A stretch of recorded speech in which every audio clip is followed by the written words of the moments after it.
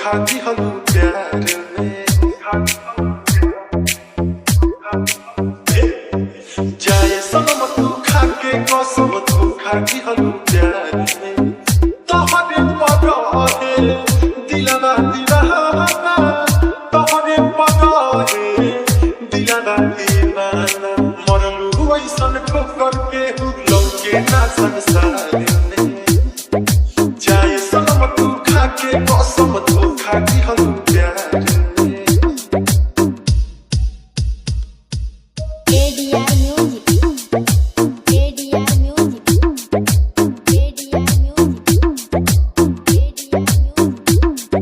ना जननी ऐसन करबू तू तो हमारा साथ में खाना पीना छूटल निदिया लागे नहीं रात में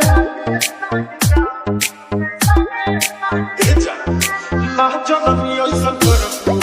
तू तो हमारा साथ में खाना पीना छूटल निदिया लागे नहीं रात में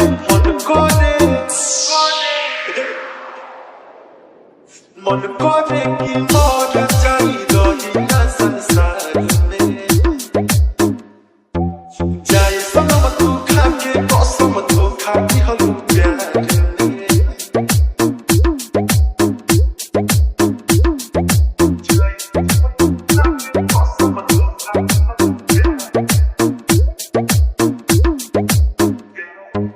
कामी लहू सनम बहारा दिलवा हमर तोड़ के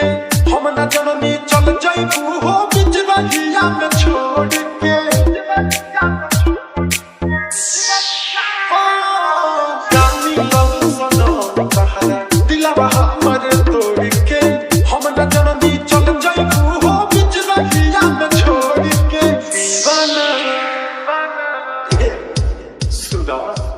दीवाना दीपक के कोई बर्बादी के बाद